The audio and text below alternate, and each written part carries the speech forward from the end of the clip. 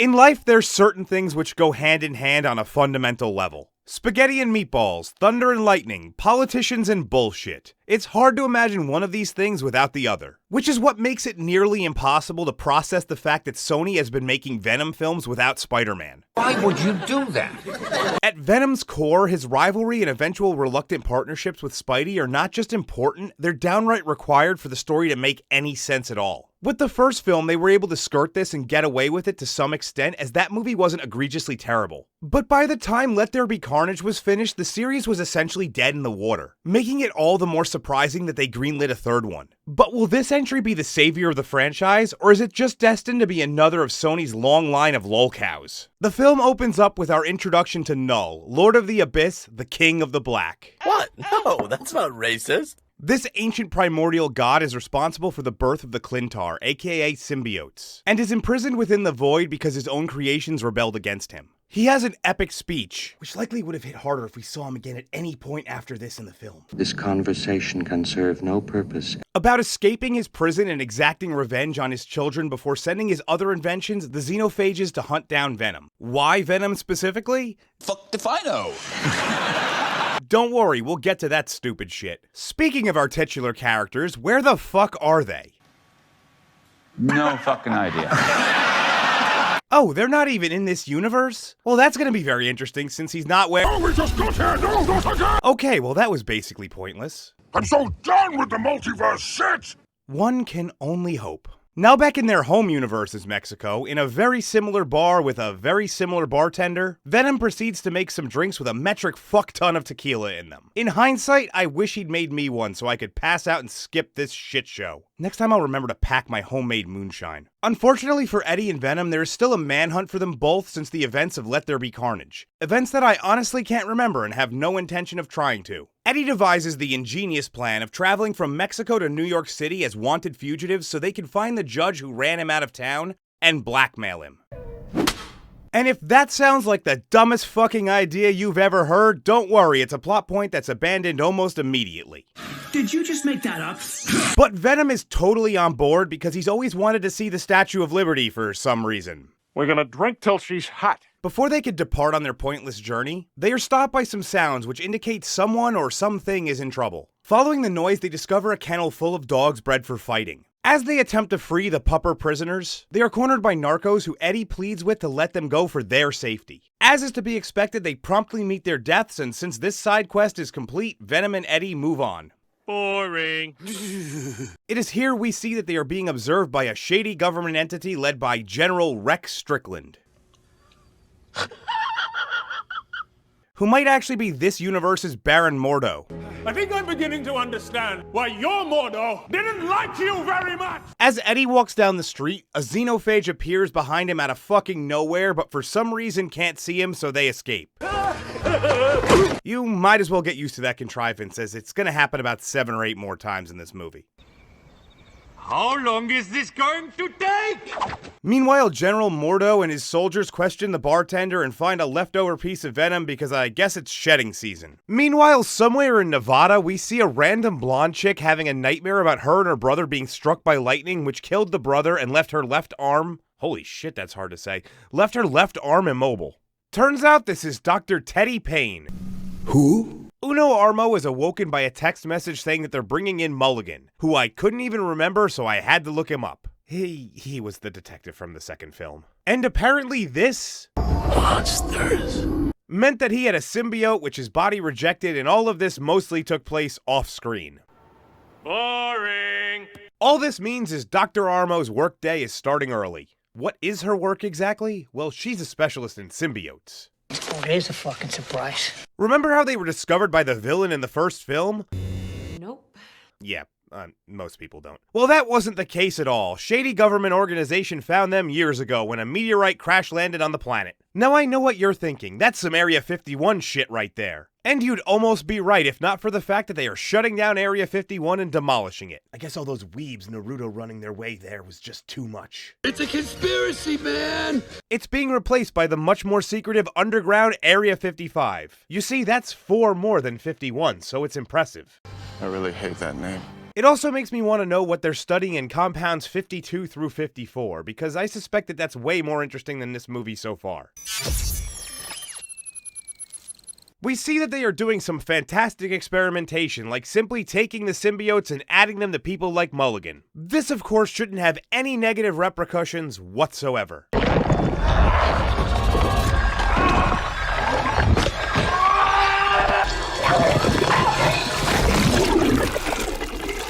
Forget the fact that in the first film it was nearly impossible to find a compatible match for the symbiotes. Here it just occurs with any asshole that happens to be nearby. This retroactively makes Venom and Eddie less special, as now the symbiotes bond with people in an instant. Mulligan's symbiote, I believe, is supposed to be Toxin. They never name any of these symbiotes, so I'm just gonna guess as I go along. Who tells the scientists about Knull and them being hunted. While all that goes on, Venom and Eddie hitch a ride on the side of an airplane. Because when you're trying to be stealthy, the ideal method is to do something so outlandish, people will just assume they accidentally took bath salts.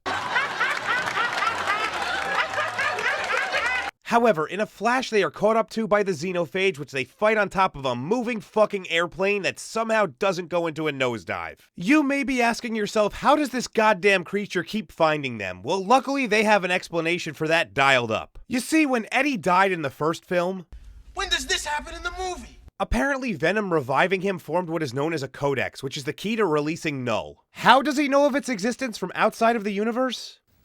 I don't know. With the long history of these symbiotes having hosts, how has this never happened before? I don't know. And how does it give him an exact pinpoint accuracy to where Venom is? Okay, I'm gonna go ahead and hit you with an... I don't know. Whatever the stupid headcanon the word assemblers chose, this codex is how the xenophages can find them immediately. But it's only active while Venom is in his full form. And since they are stuck in the middle of nowhere, they need to find a faster way to travel. How fast do you think you can get that thing to go without killing it? I guess this doesn't count as him taking full form. With the horse, they cover a ton of ground in a short period. But that doesn't matter. The government just catches up to them in record time and applies the shoot-first policy to the extremely valuable person of interest. I can't believe this, man. We suck. With no choice, Venom takes his full form to stop the Special Forces operatives. This causes the xenophage to break the record that was just set by appearing in an instant, by flying really, really fast to their location. They fly now! They fly now! They fly now! But Eddie and Venom escape, again, this time using the river for cover. General Mordo goes back to get more information, and he is informed that The one Knull seeks. The Black One. You racist son of a bitch! since these films aren't full of enough cliches already, Eddie is picked up by a random 1970s hippie family, which comes equipped with 2 actors who are horribly underutilized, and an annoying teenage girl trope. Oh, and they don't believe in sugar, air conditioning, bathing, or a radio as they sing bad karaoke in their VW microbus. Fucking hippie motherfuckers. And the father is obsessed with aliens, because of course he is. What an unbelievable coincidence! They drop Eddie off in Vegas, where Venom promptly loses all of their money on slot machines, so they are shit out of luck. Or are they? Of course. Not. Who just so happens to be in Vegas raking it in but Ms. Chen, the convenience store owner from the first 2 films? What are the astronomical odds they would choose the same casino she's in and be close enough for this to happen? Who cares? Plot. I don't give a shit! She brings them up to her room for what I was convinced was an attempted booty call. I am happy to eat, Mrs. Chen. No, you cannot eat, Mrs. Chen. Oh, that is nasty. But instead we're treated to the single most cringe moment I've seen all year. I don't think I can sum it up any better than I did on Open Bar, so here you go. First I'm going to take a shot. Okay. To catch up a little bit. That kind of and I'm going to start by posing a question. When you think of Venom, where on your list of things does dance number to ABBA's The Dancing Queen lie? That had to be the dumbest thing I've seen in about a week. Because apparently Venom is retarded, he once again goes full form, and once again the xenophage crashes the party, and once again the government finds them, because Eddie hasn't figured out that CCTV cameras are something you should hide from when you're a fucking wanted fugitive. Did I mention this guy's supposed to be a Pulitzer Prize winning investigative journalist?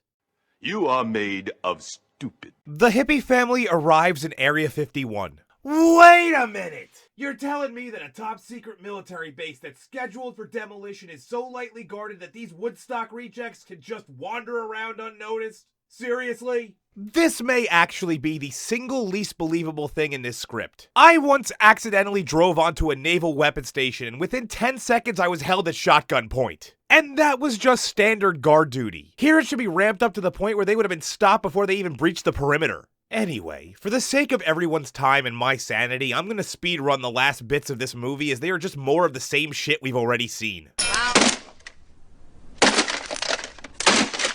Eddie and Venom are separated again, this time by the government baddies, but they are reunited nearly immediately, so why bother separating them to begin with? Shut up and get to the point! The xenophage crashes through the wall within 2 seconds of him taking full form. In order to combat the xenophage, the test subject symbiotes begin taking over whoever is near them, including Dr. Armo, who becomes, I think, Agony? Why are you asking me? Just as the collection of symbiotes are about to finish off that xenophage, more begin showing up and overwhelm them. But Venom decides to sacrifice himself in order to put an end to all of this. Sometime after Eddie wakes up in the hospital, Venom is gone and his criminal record expunged by a general we've never seen before. The film closes out with Eddie traveling to New York City to see the Statue of Liberty, which is in New Jersey, and promising Venom that he will never forget him. No shit. Which honestly seems pretty obvious unless he had a traumatic brain injury. How the fuck would you forget being part alien for an entire year of your life and fighting other aliens? This wasn't a person you met in middle school and hung out with a few times. He was literally part of your body. That would be like forgetting you had an arm once. Get on with it. Yes, get on with it!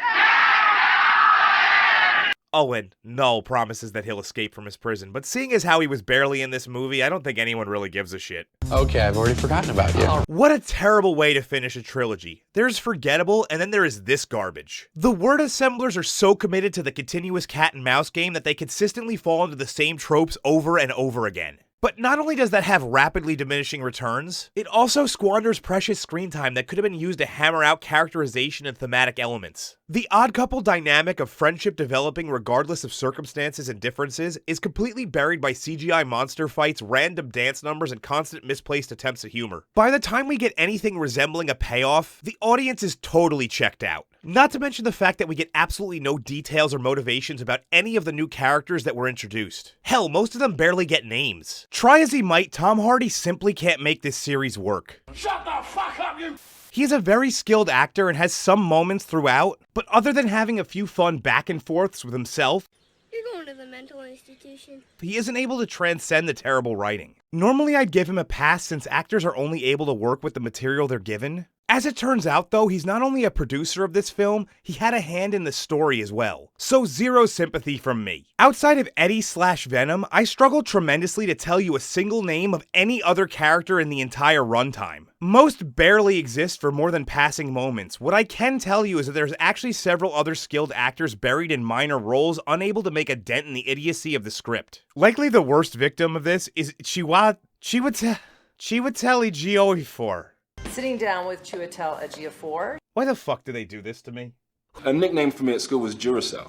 Who plays Rex Strickland. This guy just can't catch a break with comic films. First appearing in Doctor Strange as Baron Mordo, where his character and storyline were abandoned and forgotten, and now this. Anyone who has seen him in things like Red Belt or 12 Years a Slave can tell you this motherfucker can act his ass off. But I guess everyone's entitled to take shit work for a payday. Another unfortunate soul is Juno Temple playing Dr. Payne, which is likely what she was experiencing the entire production. One of the few recent examples of a child actor who successfully transitioned into adulthood, she has been relegated mostly to television for the last decade or so. In fact, she hasn't appeared in a mainstream movie for nearly 4 years. She likely took some ill-advised suggestions that a superhero movie would help her break through the American film glass ceiling. But rather than smashing through it head first, she may have given her career a concussion because she comes out looking pretty terrible in this one. A few other notable actors who appear are Alana Ubach and Rhys Ifans, who play the hippies, and fucking Andy Serkis of all people playing the 40 seconds of Knull. These actors deserve way better than this shit and probably need to seek new agents, especially Andy Serkis. Shut up! For the life of me, I can't figure out how this movie was only 1 hour and 49 minutes. It felt like it took 2 days, but every time I thought it was nearing its end, it just kept going. And I texted Drinker at like what I thought was close to the end, and there was still half of the movie left. Wow. I was like, what is going on here? It's true what they say about time being relative, because this movie transcended time and space because of how awful it is. One thing I will give the film credit for is that they were self-aware enough to know that no one remembers shit from the previous entries. So they dropped flashbacks when needed to remind everyone of the completely forgettable first two. This also has the secondary effect of padding the runtime, but other than that, from a production standpoint, it's pretty piss poor. The CGI is ass and has been since 2018. Which is a real problem considering the nature of the main character. The symbiote designs are terrible and do very little to differentiate them from one another, which is a staple of the comic versions. Considering this movie has a $120 million budget, which somehow is considered modest nowadays, and has already brought in about 175 at the time of this recording, it's likely not going to end up at Madam Web or Morbius levels of pathetic. But it's still gonna struggle to turn a true profit. All you care about is money. It's already trending significantly behind its predecessors, which is usually an indication that general casual audiences don't give a shit. You are one pathetic loser. Quite frankly, all of the films try to do too much. They have not only cherry-picked details from well-known storylines like Lethal Protector, Maximum Carnage, and Planet of the Symbiotes, they also have tried to build this shared universe without one very key piece, Spider-Man. What is happening? No! No, we just got here! No, not again! The worst part is that it didn't have to be this way. There were several options to work around the restrictions of the working relationship with Marvel. Whether it be dusting off the Amazing Spider-Man series, which Andrew Garfield has stated he's interested in doing, or going a completely different route and using an alternative stand-in such as Miles Morales, or one of my personal favorite characters, the Scarlet Spider. There has been absolutely no need to attempt a Spider-Man-less Spider-Verse. And if that doesn't convince you this entry ain't gonna save the franchise, I don't know what to tell you.